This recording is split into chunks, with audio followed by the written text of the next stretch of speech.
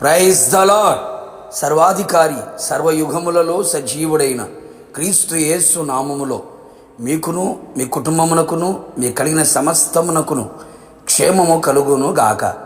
ఈ దినపు యేసయ్య జీవపు మాట 118వ కీర్తన 6వ చరణం. యెహోవా నా పక్షమున ఉన్నాడు.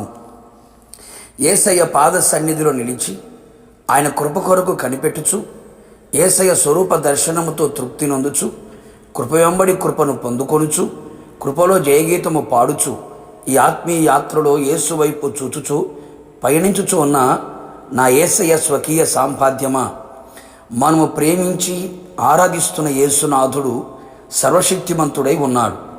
ఆయనకు అసాధ్యమైనది ఏదియూ లేదు. సమస్తమును సాధ్యము చేయగల సమర్థుడు సర్వశక్తి గల దేవుడే ఉన్నాడు. భక్తుడు ఈ విధముగా సెలవిచ్చి ఉన్నాడు, యెహోవా నా పక్షమున ఉన్నాడు, నేను భయపడను, నరులు నాకేమి చేయగలరు అని. ఎంత అద్భుతమైన సాక్ష్యము! మన పక్షమున ఉన్నవాడు లోకములో ఉన్న వారందరికంటే వాటికంటే అధికుడై ఉన్నాడు. ఆయన పరాక్రమశాలి, యుద్ధశూరుడు, సైన్యములకు అధిపతియగు దేవుడు అని ఆయనకు పేరు. బలవంతుడైన దేవుడు. నా ప్రియ దేవుని బిడ్డ, దేనికి భయపడుచున్నావు? ఎవరికి భయపడుచున్నావు? ఎందుకు భయపడుచున్నావు? దేనిని చూచి విని భయపడుచున్నావు? నీవిక భయపడనక్కరలేదు.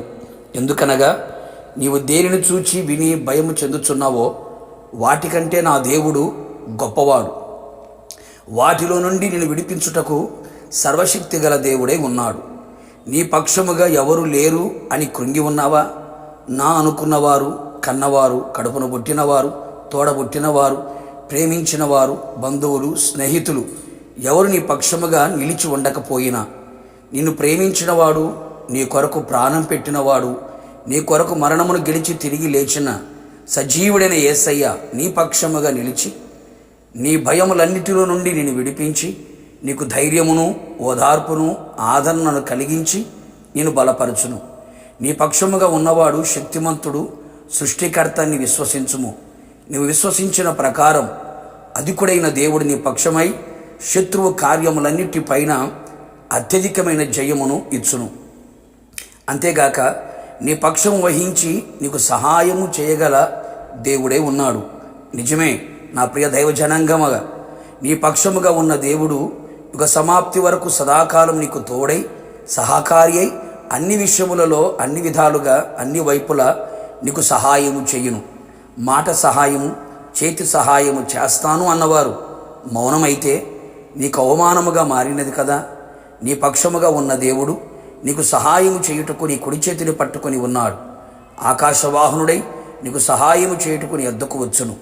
ఆశ్చర్యకరమైన సహాయము నీకు అందించి నేను స్థిరపరచును, ఆశీర్వదించును, అభివృద్ధిపరచును, అన్ని విధాలుగా ఆదుకొనును.